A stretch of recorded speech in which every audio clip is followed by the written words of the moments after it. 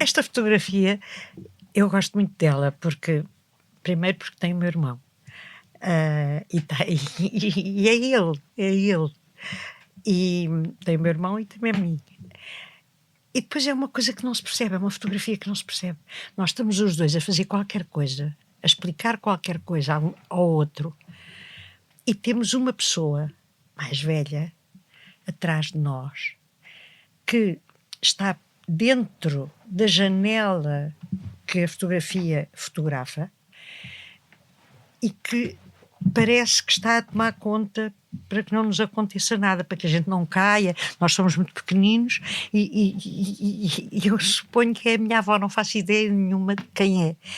E este mistério, que fotografia é esta, o que é que nós estávamos a fazer, faz com que eu goste imenso desta fotografia e seja a minha fotografia de infância que eu gosto mais.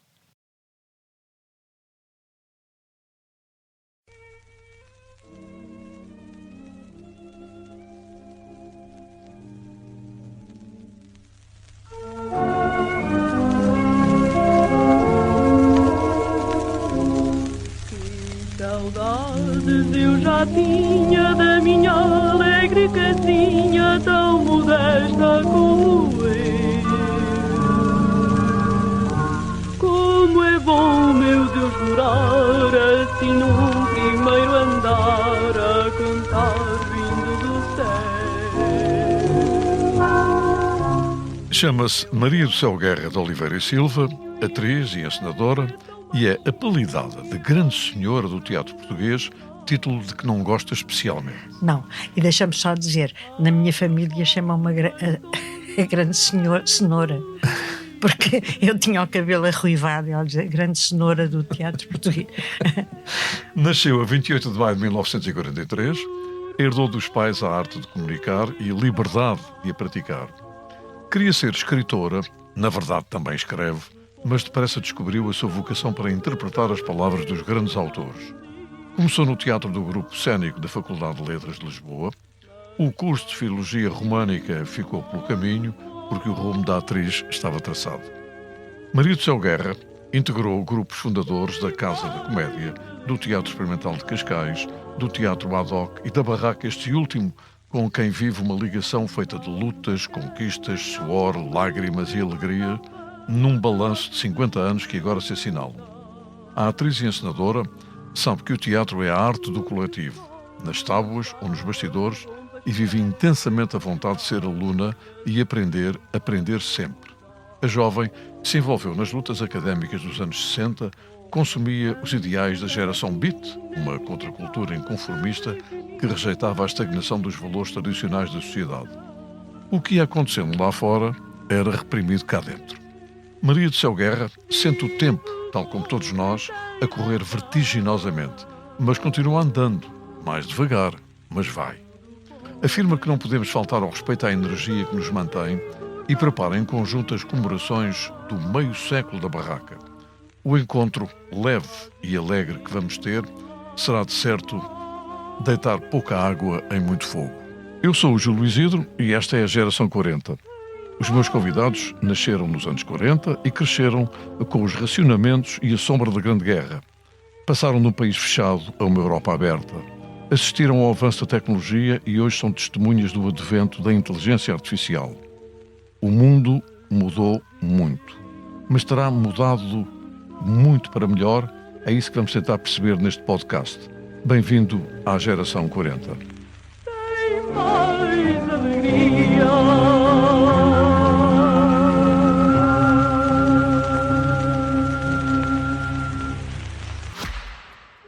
O Expresso tem uma nova subscrição que lhe dá acesso completo ao The New York Times, com atualidade, jogos, culinária e muito mais. E ainda aos conteúdos exclusivos da SIC Notícias, incluindo o Direto Vertical, a nova e inovadora emissão que se adapta ao seu smartphone. Subscreva em expresso.pt/digital. Expresso. Liberdade para pensar.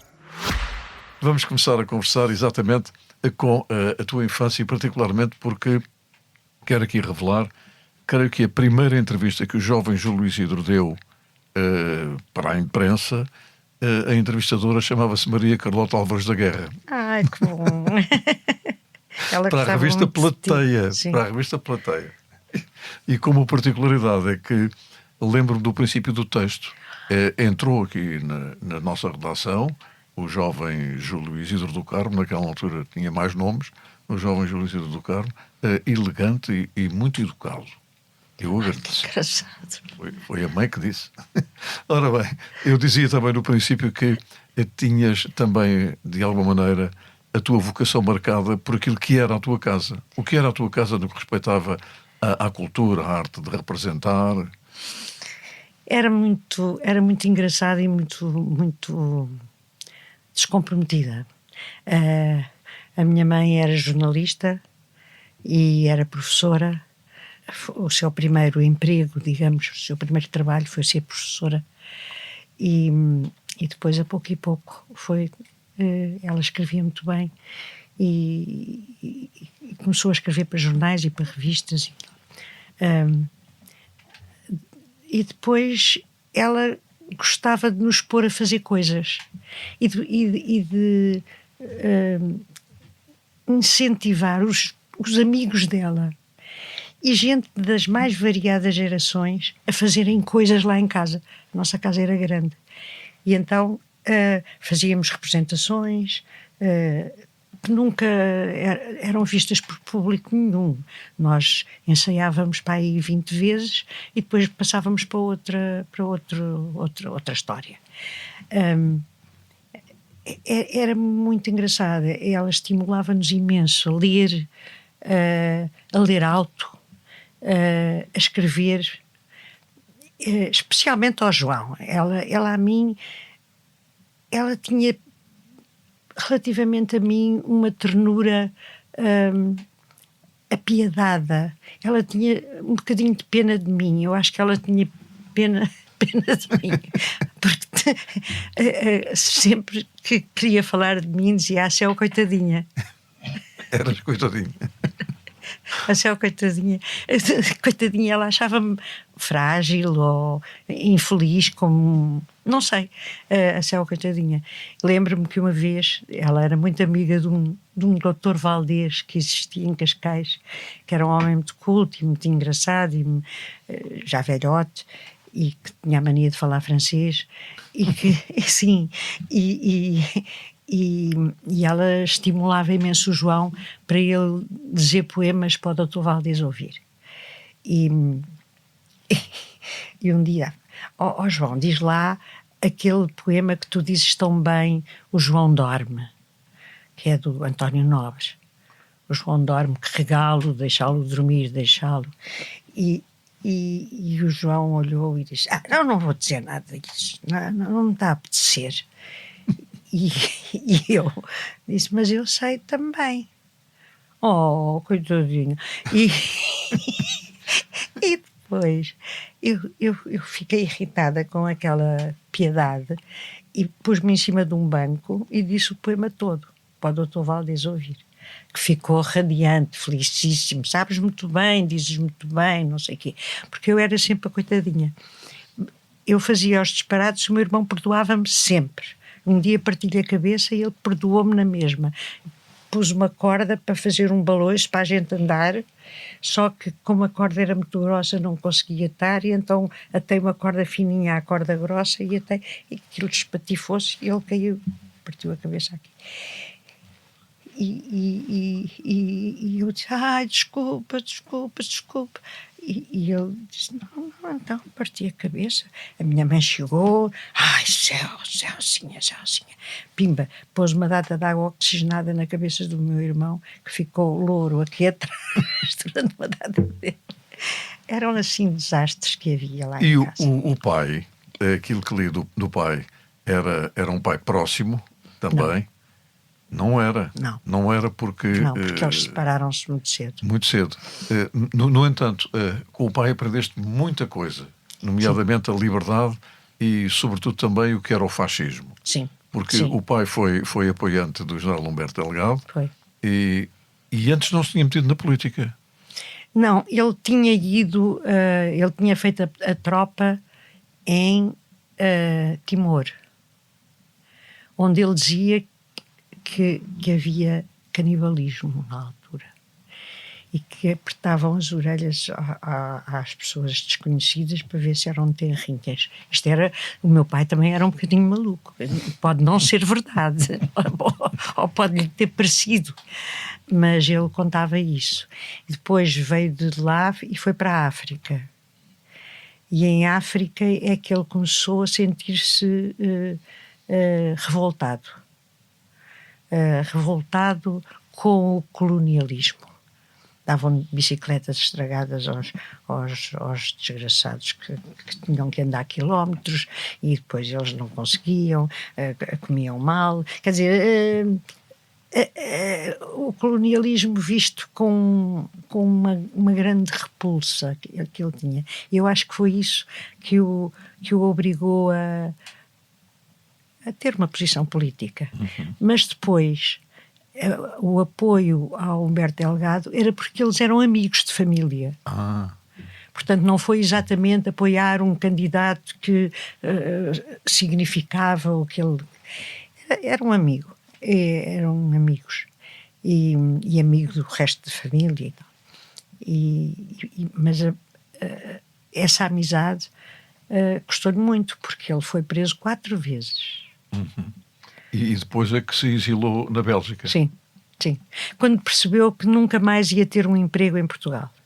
Porque ele era, quando era adulto, já tinha feito as tropas e não sei o quê, mas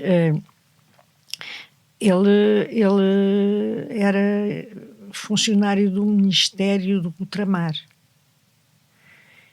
E depois nunca mais desempregaram-no, despediram-no, quando ele apoiou Humberto Delgado, e depois nunca mais teve emprego nenhum, nunca mais o aceitaram em lado nenhum. E como ele era, na altura, casado com uma belga, ele foi para a Bélgica. E lá. Portanto, quer dizer, as vezes que estiveste com o teu pai foram muito mais quando o visitaste no Aljube e em Caxias. Sim, e ele de vez em quando ia a Cascais ver-nos e quando acontecia alguma coisa interessante, que ele achava que era interessante, ele puxava por nós para dar a conhecer. Eu lembro-me que quando morreu o Almeida Santos, aquela história da história do Zé Cardoso Pires. Exato. Ele foi-me buscar à escola para eu e uma amiga minha, qualquer que ela fosse, da escola, ajudar a medir os metros, a fazer medidas dele, coisas dele que ele queria perceber o que é que se tinha passado. E então tivemos ali imenso tempo a tentar descobrir, e depois, como se tivesse tudo desaparecido do nosso horizonte, fomos todos almoçar para o Mochacho. Ele era assim uma pessoa bem disposta a giro. De qualquer das maneiras, andaste no liceu em Cascais, não é? Em Cascais não, eu andei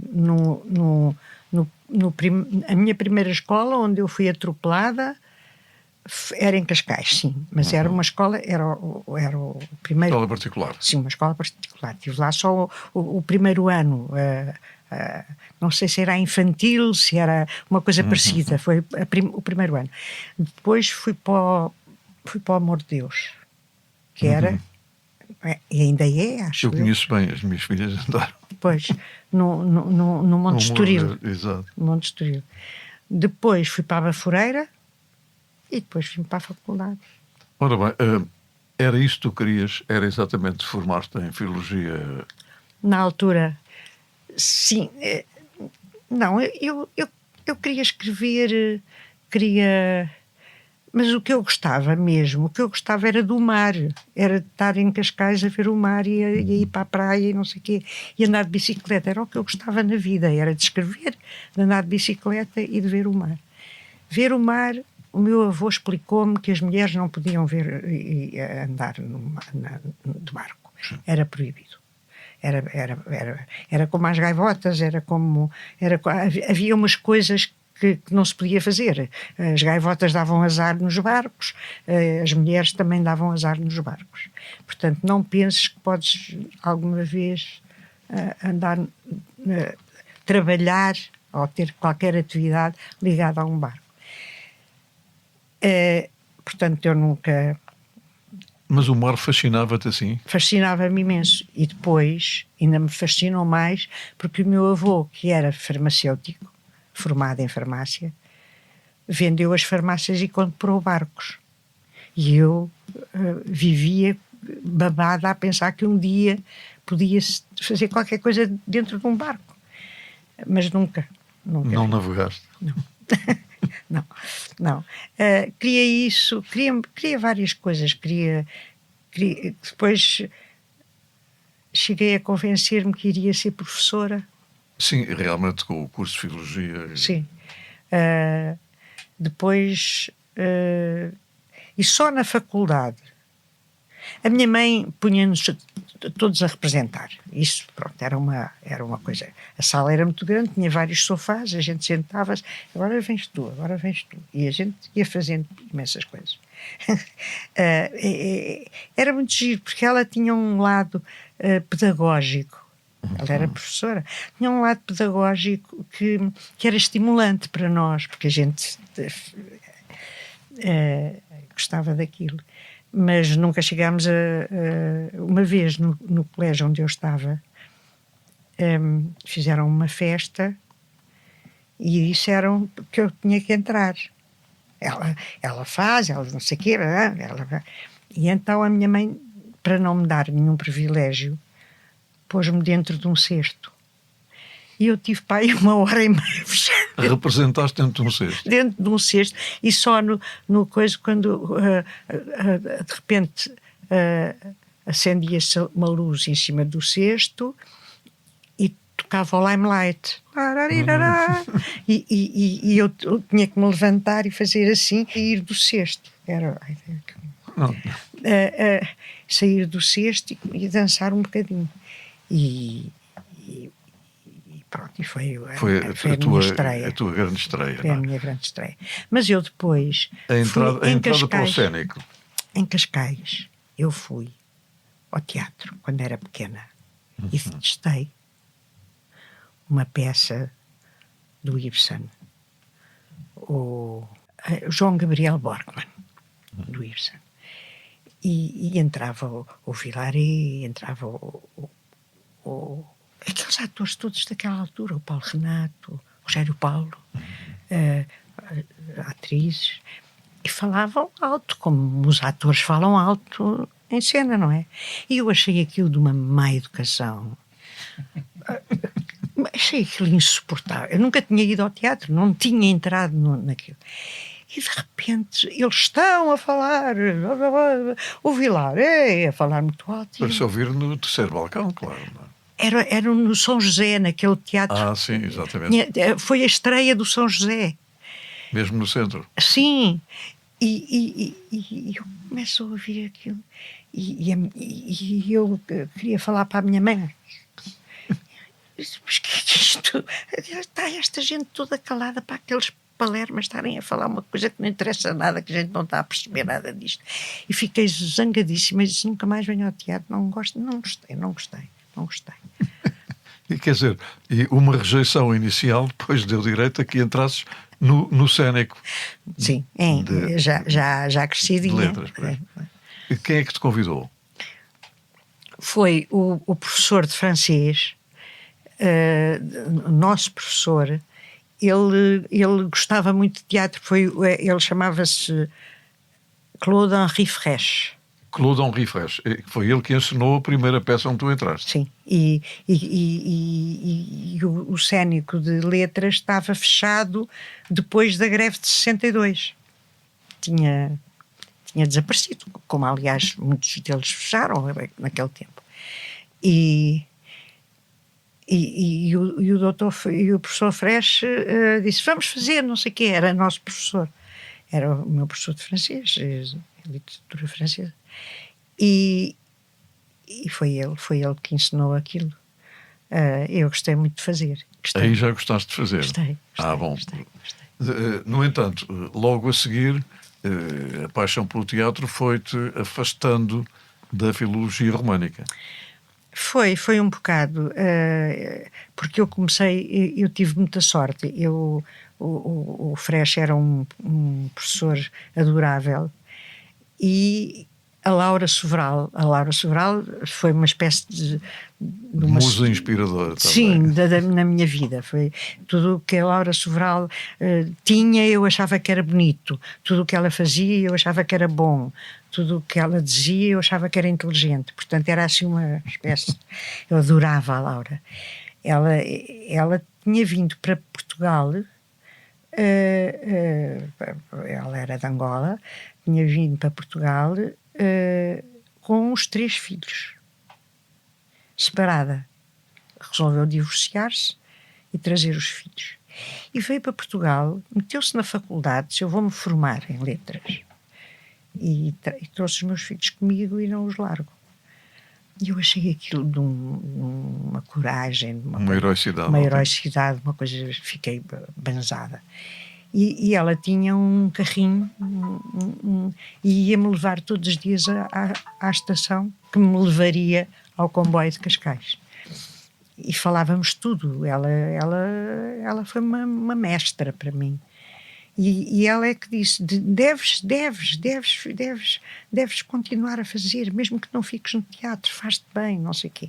E lá me convenceu, lá me levou para a Casa da Comédia. Exatamente. Aí na Casa da Comédia tiveste o privilégio, e elas também, de estar com uma verdadeira elite de uma nova geração. Sim. Eram todos ótimos, eram todos, a começar pelo Dr. Fernando Amado, que era extraordinário. Que eu te vou contar uma história maravilhosa que vais ficar apaixonado. No primeiro espetáculo que a Casa da Comédia fez, enquanto Casa da Comédia, no sítio da Casa da Comédia, onde ficou a Casa da Comédia, agora já não está. Naquele espacinho tão pequenino, sim, não é? Sim. Que desapareceu. Não sei o que é que aconteceu à Casa da Comédia. Mas era uma peça do Almada. Exatamente. A peça era O Deseja-se Mulher. Que era lindo. Tiveste uma citação no texto, o próprio Almada referiu-se a ti no texto. Ele gostava muito de mim. E nós estávamos a fazer aquela peça e ensaiar, e o Dr. Fernando Amado estava-nos a dirigir. E às tantas acabou o ensaio e o Almada disse: ó Fernando, você não percebeu a peça, porque você pôs a ela e pô-la como uma mulher qualquer que não é a protagonista da história. E ela é a protagonista da história. E o Dr. Fernando Amado olhou para ele: eu não percebi a sua peça. Você é que não percebeu a sua peça. O autor não tinha percebido a sua peça. E deixou ficar assim. Era uma coisa de uma coragem, de uma vontade. O Almada. Foram tuas parceiras a Manela de Freitas, a Zita Duarte, não é? A Fernanda Lapa e inevitavelmente a Laura Sobral. A Laura Sobral não, no princípio não. Porque a Laura andava apaixonada por fazer cinema. E como era muito bonita e estava numa fase da vida muito gira, que eram os 30 e tal anos e tal, ela queria fazer cinema, não queria estar presa ao teatro. Ia lá, era amiga da Manela, era minha amiga, era não sei o quê, mas só virá a estar na Casa da Comédia muito depois. Eu, no princípio, citei a tua curiosidade, que aliás é uma questão geracional, da chamada Beat Generation. As tuas leituras do Jacques Kerouac, do Allen Ginsberg. Sim. Que influência é que eles tiveram na tua cabeça, já que era um rompimento com um status que vinha dos Estados Unidos e pela Europa toda, não é? Eu acho que não foi uma influência, foi uma descoberta. Aqueles senhores pensavam como eu. Verdade, era tão pesada o autoritarismo, quer do ensino, na sua maioria das escolas e dos professores, quer o tratamento, quer a confiança que se dava aos alunos ou não se dava, era tão pesado, era verdadeiramente pesado, mesmo nas escolas privadas e caras, que quando eu comecei a ler os poemas da Bit, eles diziam exatamente o que eu achava que era assim, que se devia Que não pensar. tinha nada a ver com uma menina coitadinha. Pois não, pois Pelo não. contrário. Pois não. Isto já era depois, já era. Eu escrevi os meus primeiros poemas. Foram escritos, eu ainda estava no liceu. Editaste um livro. Foi. Exato. Editei, mas eu não queria editar. Foi o José de Melo, que tinha uma coleçãozinha de livros, que publicava, e que quis publicar o meu livro, quis publicar aqueles poemas. E eram os poemas do 6º e do 7º ano, assim, eu ainda andava por Cascais ali. E eu primeiro disse que não queria, mas depois toda a gente se zangou comigo e eu achei, está bem, pronto, então edita lá. E editei e depois fiquei envergonhadíssima quando o livro saiu. Dizer isto não é bom, isto é uma coisa dos 17 anos, isto não pode ser bom. E ele foi editar, agora não consigo editar mais nada, nem nunca quero mais ser escritora. E assim foi. E portanto, passaste a representar, a dizer as palavras dos outros. Exatamente. Não é? E eu creio que o salto do grupo cénico para o teatro da revista foi também uma experiência aventurosa, com certeza. Foi, mas eu não gostei. Não gostei mesmo. E foste premiada, mesmo assim. Sim, fui no primeiro espetáculo que Exato, fiz. exato. Não gostei do ambiente. Porque ainda por cima, no primeiro espetáculo, que era o Zé Faz Tudo, eu quase que não conhecia ninguém. A pessoa mais afável, mais querida, era o Salvador. Um ator já velhote, um grande cómico, fisicamente muito ágil, e era muito, muito, muito afável, que brincava connosco e que nos tentava integrar. Eu lembro-me que uma vez estava em cena e pedi-lhe para meter uma bucha. E ele achou que... Sair do texto. Sair do texto. Portanto, meter uma bucha, dizer uma graça. E ele disse-me para eu não... que podia meter, mas que as pessoas não iam achar graça nenhuma. Aquilo que... Eu disse, está bem, mas isto tudo em cena, que era aquelas coisas de falar baixinho e não sei o quê. E depois ele disse sim, mete. E eu metia, e estou a ver se me lembro o que é. E realmente eles não acharam graça nenhuma. E ele disse, eu não disse.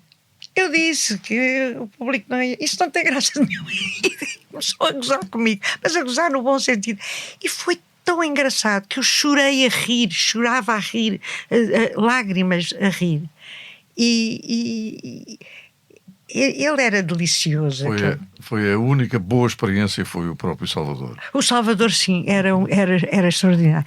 Depois, quer dizer, houve colegas de quem eu gostei muito, mas na primeira revista não. Depois foi o momento em que os atores que seriam naturalmente os atores do teatro independente, mas ainda não havia bem teatro independente, entraram para a revista. O Rui Mendes, a Queta, quem mais? A Irene? A Irene já lá estava, que era mais velha 1 ano ou 2 anos que a Queta.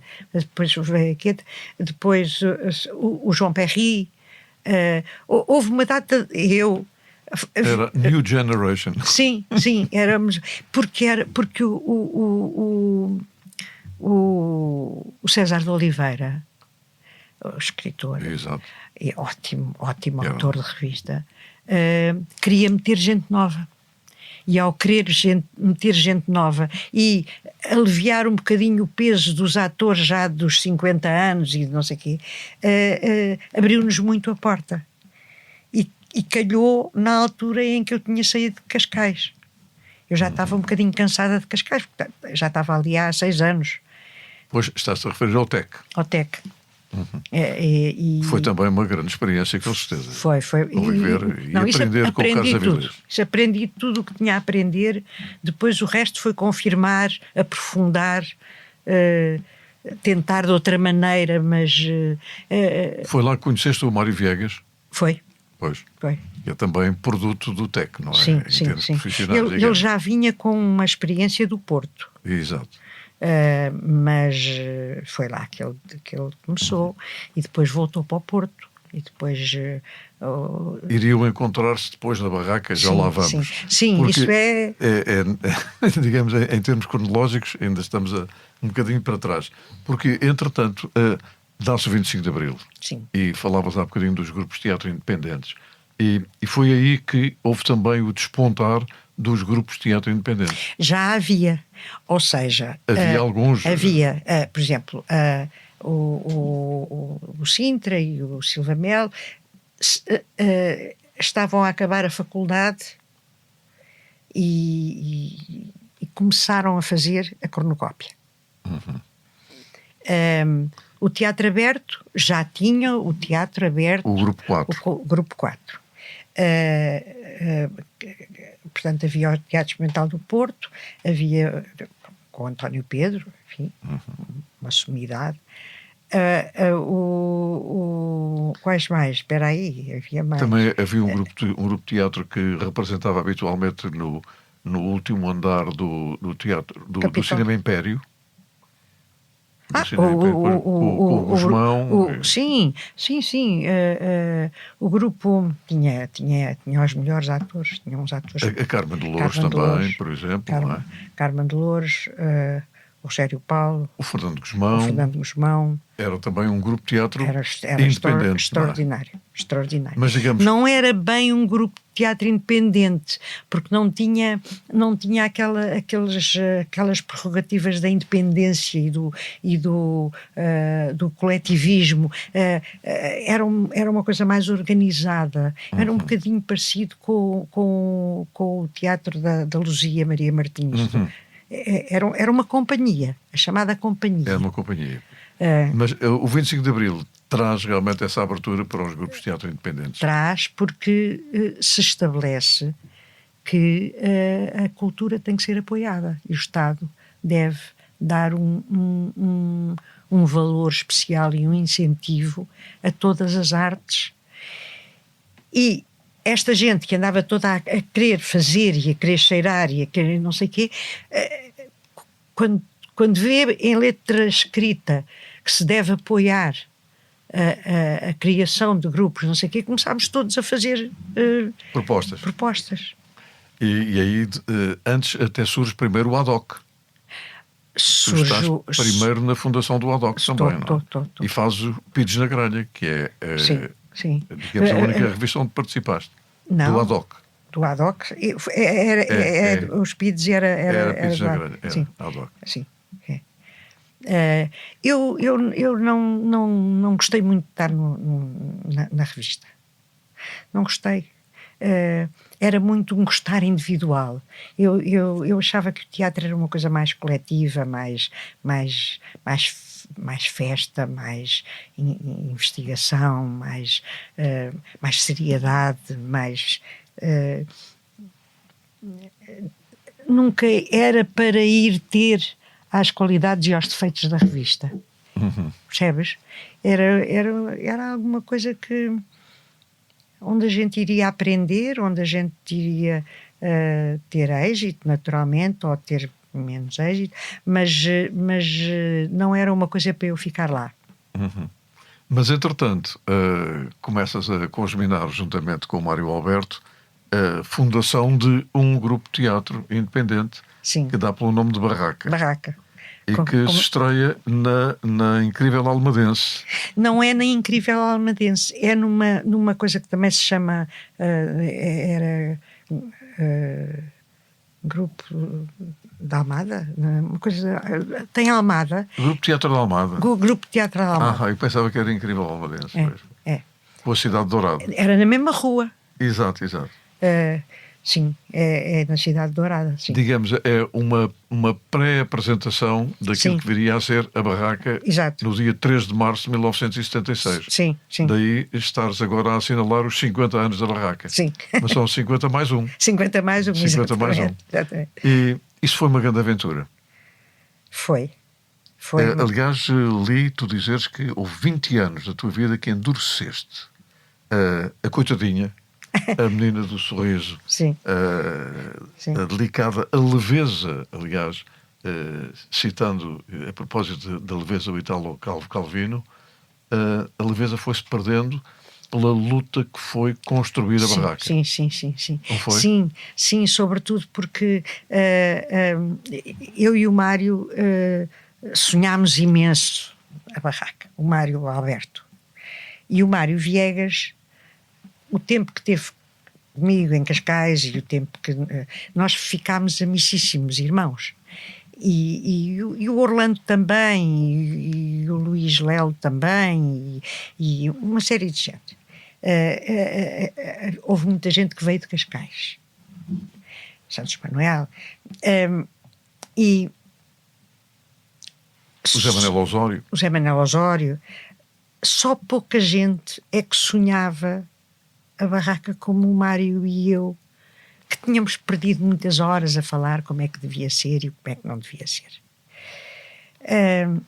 Nós não tínhamos o sonho de fazer um grupo de teatro. Nós tínhamos o sonho de fazer uma coisa que,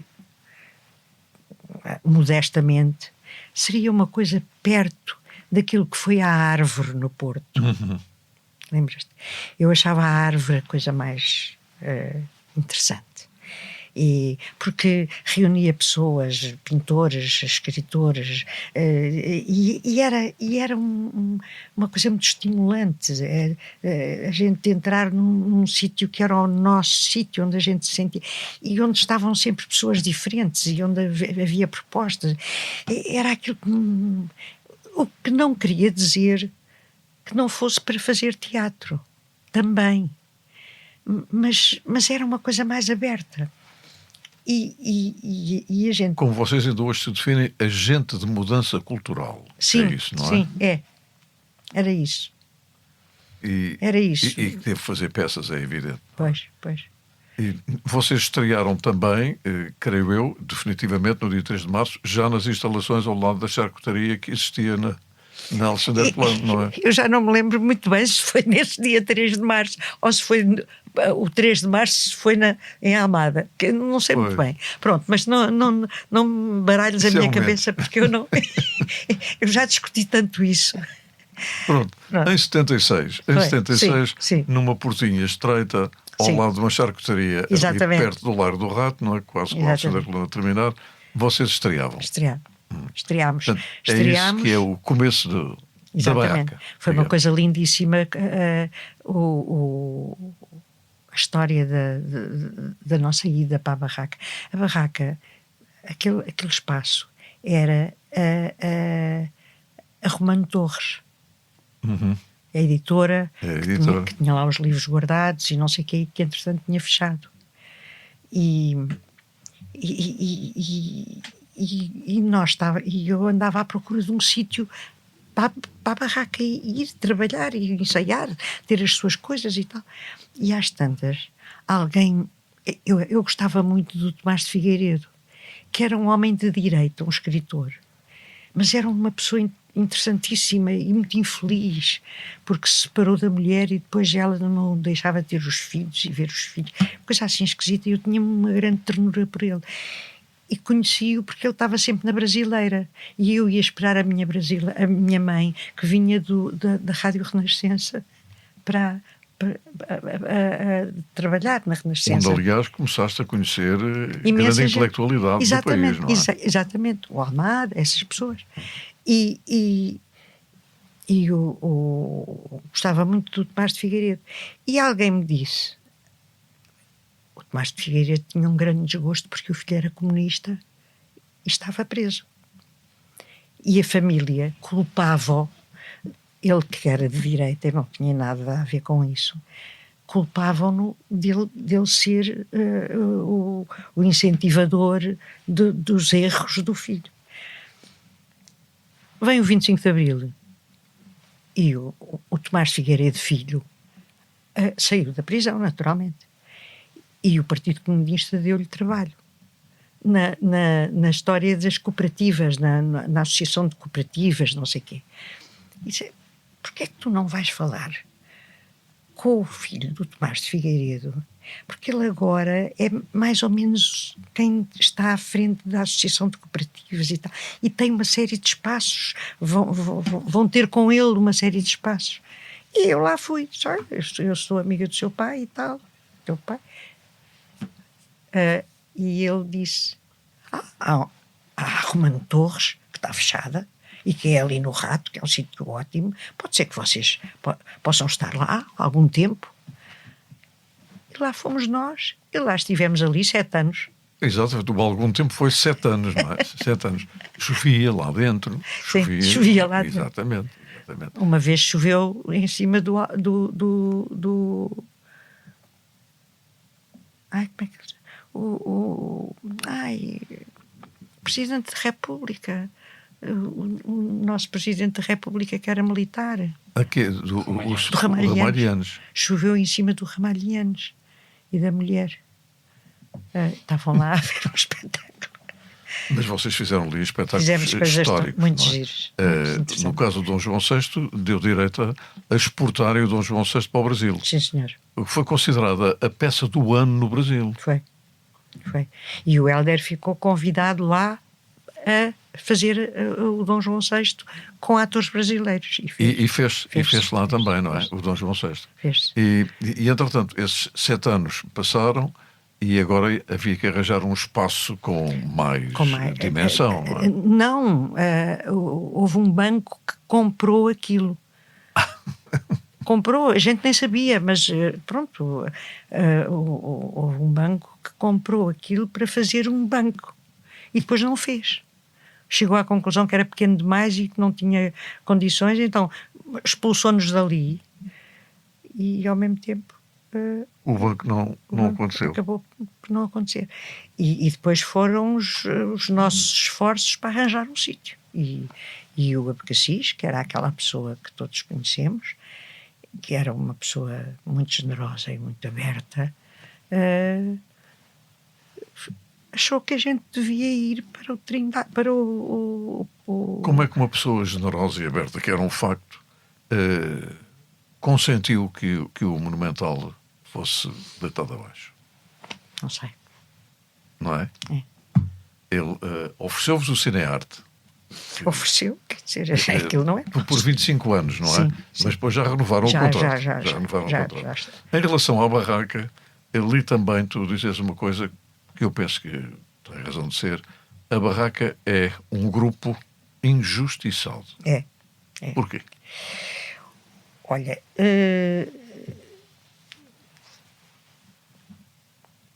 sempre houve na gestão das artes muita injustiça, muita escolhazinha, muita amizade a curto-circuitar as coisas que nos pareciam e pareceram muitas vezes justas. E nós sempre fomos um bocadinho contra essas coisas. Sempre.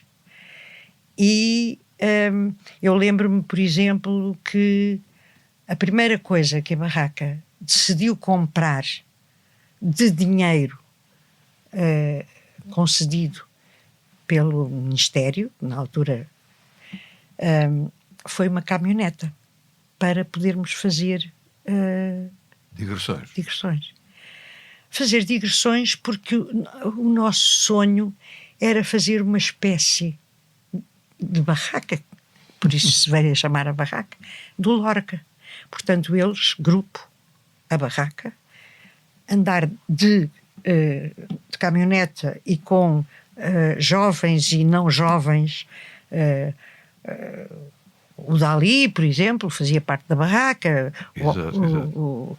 O Lorca, muitos, e muitas raparigas. E nós queríamos isso. Queríamos uma coisa que tocasse a cultura portuguesa, mas de uma maneira que não fosse uma coisa programática e era muito complicado naquela altura o aceitar determinadas coisas, porque nós tínhamos vindo do fascismo, não é? E estávamos um bocado desconfiados com tudo o que podia aparecer, não tínhamos a certeza se era bom, não tínhamos confiança em nós sequer. Queríamos fazer para experimentar, para ver como era, para criar. E porque era preciso criar. Nós estávamos todos desconfiados. E nós queríamos fazer um grupo que tentasse trabalhar a cultura portuguesa. O Hélder, quando cá chegou e foi convidado, ele disse, eu quero, se puder, trabalhar a cultura portuguesa e livrar a cultura portuguesa de tantas mentiras que foram ditas na história de Portugal, na história, na descrição da vida e dos hábitos. O Fernão Mendes era um era exemplo. Era isso. Portanto, a forma como se impingia a religião. E ele ficou com esse compromisso. E ainda hoje, quando pensa fazer coisas primeiro, coisas portuguesas. É a história de Humberto Delgado, é a história de não sei o quê. Ele diz, por exemplo, que uma das peças que ele pensa com mais amor é a história do Humberto Delgado. Mas porquê? Porque se chama, obviamente, de mito. Obviamente de mito. Foi a frase do Humberto. Dele. O que é que faz ao Salazar se ganhar as eleições? Obviamente de mito. Ele disse, mas gostas muito da peça? Não, eu acho que é mais por causa do título. Gosta do título. O projeto teatral da barraca, o seu repertório, sim, nem sempre se decalca daquilo que era o teu projeto de vida. Li algumas coisas a teu respeito em que, de alguma maneira, não há amargura, mas há pelo menos um lugar vazio. Havia papéis que eu gostava de ter feito de outras peças, sim, e em função da importância do projeto global, como o coletivo foi avançando, elas foram sendo diluídas. Sim. Tens sentido isso? Tenho. Há assim papéis que gostavas de ter feito e não fizeste. Agora já não. Agora já penso que foi giro assim. Mas houve um período em que eu ainda estava na altura de fazer as grandes personagens femininas e que não fiz, como eu costumava dizer, ando aqui com os sacos às costas, porque eu fazia sempre de rapaz, quase sempre de rapaz, éramos todos, não sei o quê, éramos todos os marinheiros dos barcos portugueses, éramos todos, e as peças eram feitas, muitas delas eram feitas por Hélder, outras eram feitas mas eram a contar coisas da história de Portugal que não estavam contadas ou não estavam contadas como a gente achava que deviam ser contadas, e isso acabou por ser talvez mais importante. E também a tua vida pessoal, de alguma maneira, foi afetada pela enorme paixão pelo teatro. Sim. Disseste em determinada altura que poderias ter sido melhor mãe, sim, dos teus 2 filhos. Sim, e são coisas que não se recuperam, porque é um tempo que se perdeu. Os meus filhos são educados basicamente pela minha mãe, que não os abandonou nunca, nem lhes aligeirou a carga de exigência e fez deles uns rapazinhos bem educados, mas eu estava muito fora disso, porque eu sentia que me tinha metido numa aventura de que não podia aligeirar, não podia aligeirar a carga da aventura em que me tinha metido. Porque eu comecei por convidar muitas pessoas que eram as pessoas com quem eu me tinha dado bem. Portanto, acaba por ter um peso muito grande sobre mim. A gente estava sempre... Quem eram? Eram os amigos. Eram as pessoas com quem eu tinha feito teatro e de quem tinha gostado muito. E portanto, eu não me sentia à vontade para me ausentar, para tratar da minha vida, tratar da minha vidinha, tratar dos meus filhinhos, dos meus filhos, que eram a minha obrigação. E portanto, eu acho que lhes falhei um bocadinho. Mas hoje em dia tens isso completamente recuperado. Sim. Olha, há também uma coisa muito curiosa, é tu teres dito que gostas de fazer personagens que não tenham nada a ver contigo. Sim. Porque só assim é que se aprende. Sim. Mas também tem uma grande vantagem, como também falas muitas vezes da velhice, que é uma coisa que nos toca. Sim. Toca a nos toca. Não, nós toca-nos em termos contemporâneos, não é verdade? Mas quando falas da velhice, falas também de uma coisa importante, é que o facto de seres atriz, tens vivido muitas vidas, enquanto que há pessoas que vivem só uma, ou às vezes meia, ou às vezes nenhuma. Nenhuma, tantas vezes. Não é? O criar personagens é também criar novas vidas. Sim, obrigar-me-nos a ver as coisas por outro prisma. Aquelas pessoas que nós estamos a pensar ou a fazer ou a estudar, elas não podem pensar como nós. Nós temos que descobrir o caminho de outras pessoas a pensar. E é difícil, porque a gente praticamente só descobre a diferença das pessoas, de nós, discutindo com elas. Não é isso, é assim, é assado. E tu discutes com a tua personagem? Discuto. Quer dizer, se fosse eu a fazer, fazia de outra maneira. É também uma maneira de salvar as personagens, senão andamos sempre a fazer a mesma coisa, não é? E nem sempre os autores são suficientemente explícitos, não é? E também no que respeita à língua portuguesa... E a descoberta dos outros. A gente não as conhece com os outros, tem que ser com a imaginação. Isso é muito bonito. Nós, dos outros, temos uma ideia que resulta da nossa imaginação sobre os outros. Exatamente. Bom, não te vou perguntar o que é que tu imaginas a meu respeito. Imagino coisas muito bonitas. Ora, e tens também uma profundíssima, e também comum, isso é comum comigo, admiração pelo Camões. Tenho. Porque o consideras o grande navegador da língua portuguesa. É extraordinário. E é por isso que estiveram a fazer, ou estão ainda a fazer Camões, é? Sim. Nós fizemos... o preâmbulo das comemorações. Nós fizemos um recital. O recital é basicamente a festa dos nossos 50 anos, que depois ficou a ser feito como peça do ano, que é o tal... Deitar pouca água em muito fogo. Pois. É um recital a mostrar às pessoas e também aos atores, e aí é um lado meu de um bocadinho professora, não é bem didático, mas é de professora. Eu tenho lá um bocadinho que ficou eu não quero que estes jovens que estão aqui a trabalhar comigo saiam daqui sem gostarem tanto do Camões como ele merece. Não me saiam daqui a dizer que é um chato, que não percebo nada do que ele diz.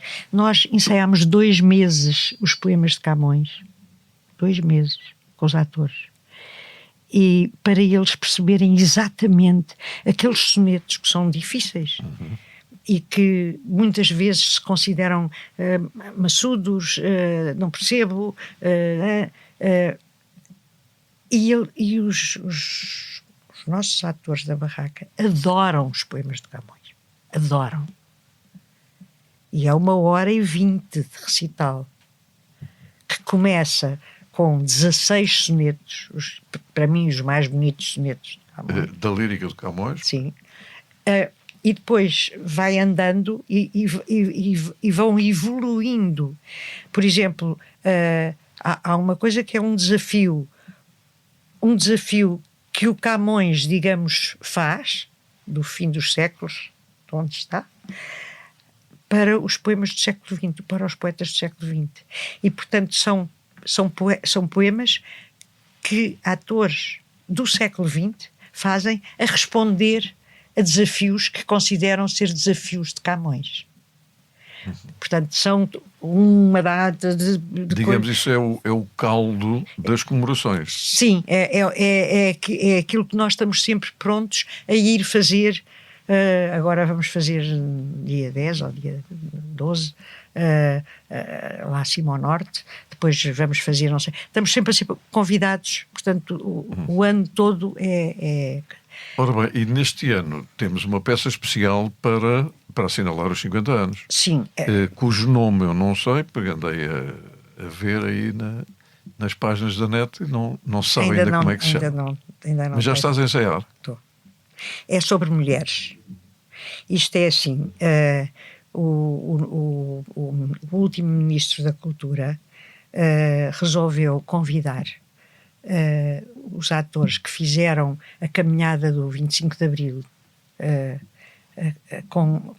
criando grupos independentes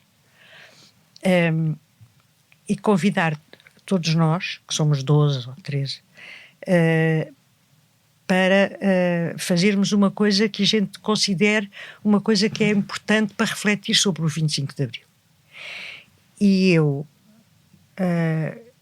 resolvi propor fazer as diferenças, as alterações que as mulheres e o feminino sofreu, para melhor, com o 25 de Abril. Portanto, quer a nova legislação, quer as alterações de mentalidade, quer coisas que deixaram de ser proibidas, o feminino, como é que acabou por ganhar com o 25 de Abril. E por isso escolhi fazer histórias de mulheres nossas contemporâneas, ou quase contemporâneas, que mudaram coisas por sua influência. Por exemplo, a primeira mulher que votou, que também é a mesma que é a primeira que foi operadora, como é que se chama? Cirurgiã. Portanto, essa, por exemplo, a Natália Correia, que foi a pessoa que desafiou mais a censura, mais do que todas as outras. E criou o conceito de mátria. Sim, exatamente. Todas as mulheres, a Maria de Lourdes Pintasilgo, as Três Marias. Portanto, estas mulheres todas que são acusadas pelos censores, por exemplo, de serem escabrosas e de dizerem coisas indecentes e não sei o quê, estas mulheres todas são protagonistas de um quarto de hora que as revela e vai em princípio acabar com aquela mulher dos papéis, das coisas do papel, a Elvira Fortunato. A Elvira Fortunato, que eu não sabia sequer que existia, foi ministra e fez uma série de alterações na ciência, no uso do papel. Coisas que se podem fazer em papel e que embaratecem brutalmente os custos de determinadas coisas, e que ela se dedicou a fazer. Ela é mais ou menos diretora não sei se é reitora, não, acho que não, da Universidade da outra margem, de ciência. Sim. Ora bem, portanto, quer dizer, vamos ter uma peça que assinala não só os 50 anos da Barraca, mas sobretudo invoca a mulher portuguesa, a mulher que transforma dos as coisas. últimos 50 anos. Exatamente, a mulher que transforma as coisas. Tu foste uma mulher que transformaste alguma coisa quando... Não, acho que não. Não? Eu já sabia que não, porque tinhas dito que não numa entrevista, mas eu ia perguntar-te se continuavas com a mesma convicção. Não mudaste nada? A ninguém? Eu acho que sim, mas não sou eu que sei definir isso. Acho que fiz tão pouco e que devia ter feito tanto mais e nós não nos sabemos julgar, não é? Tu não te sabes julgar.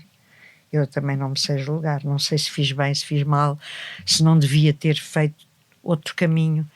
Não sei. Sei que o que fiz foi para ser bom, para ser bem intencionado, para dar alegria às pessoas, para fazer festa, para fazer uma coisa boa. E a Barraca tem isso. E isso provocou, às vezes, uma concorrência desleal e desinteressante. Mas eu acho que o que fiz não chega para poder dizer que fiz alguma coisa de bom. Fizeste com certeza. Um beijinho para ti. Obrigado. Obrigada. Mas quase sempre